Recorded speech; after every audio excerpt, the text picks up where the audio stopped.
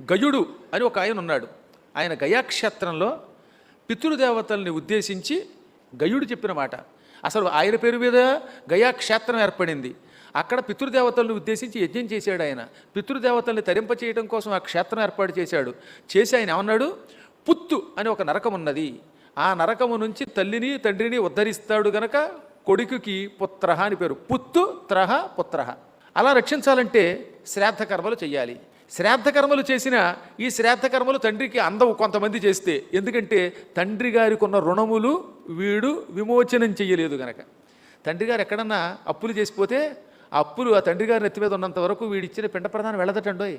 అందుకనే తండ్రి గారు మరణించే ముందు వీలునామా రాస్తారన్నమాట. నాయన ఫలానా వాడికి అప్పున్నానరా, పద్మాకర్ గారికి నేను 10 లక్షలు ఇస్తానండి, డొనేషన్ ఇస్తానన్నాను, ఇవ్వకుండా పోయాను, ఆయనకి ఇచ్చేయి అని చెప్పినప్పుడు ఇవ్వకపోయావా ఆయనకి రుణ విముక్తి అవ్వదు.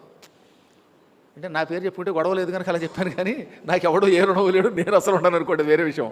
అంటే కనీసం నా పేరు నేను చెప్పుకుంటే నయం కదా. కాబట్టి తండ్రి గారు ఇవి చెప్పినప్పుడు వినాలి. మా నాన్న పోయాడు కదా అని ఎగ్గొట్టేశామా, ఆ తండ్రి గారి రుణం విముక్తి అవ్వదు, ఆయన నరకానికి పోతాడు. నరకానికి పోతే నీకేమిటి నష్టం అంటావేమో, మా నాన్న నరకానికి పోతే నాకేంటి నష్టం అనుకోకు. మీ నాన్న నరకంలో ఉన్నంతకాలం నీ వంశం నాశనం అవుతూనే ఉంటుంది, నీ పిల్లలు పాడవుతూనే ఉంటారు, మీ వంశంలో భవిష్యత్తులో సంతానమే ఉండకపోవచ్చు. ఇంత ప్రమాదం ఉంది.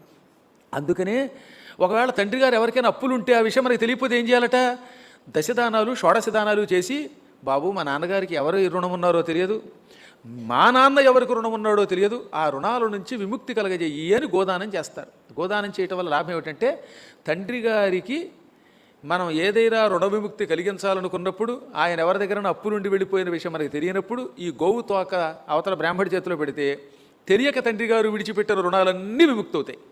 తండ్రి గారు రుణం చేసిన విషయం తెలుసుండి మన దగ్గర అప్పుపత్రాలు ఉండి కూడా మనం రుణం ఎగ్గొడితే పాపం. సరే దరిద్రంలో ఉంటుంది వేరే విషయం అనుకోండి. దరిద్రంలో ఉన్నప్పుడు ఏం చెప్పాలంటే, అయ్యా మా నాన్నగారు మీకు 10 లక్షలు ఇవ్వాలట, 10 లక్షలు కాదు కదా 10 రూపాయలు కూడా ఇవ్వలేని దుస్థితిలో ఉన్నాం, డబ్బు వస్తే చూద్దాం, డబ్బు లేదు కనుక మేము మీకు దండం పెడుతున్నాం, ఇంతకు మించి ఏమీ చేయలేము అని ఒప్పేసుకోవాలి. ఒప్పుకుంటే కొన్ని లాభాలు ఉన్నాయి.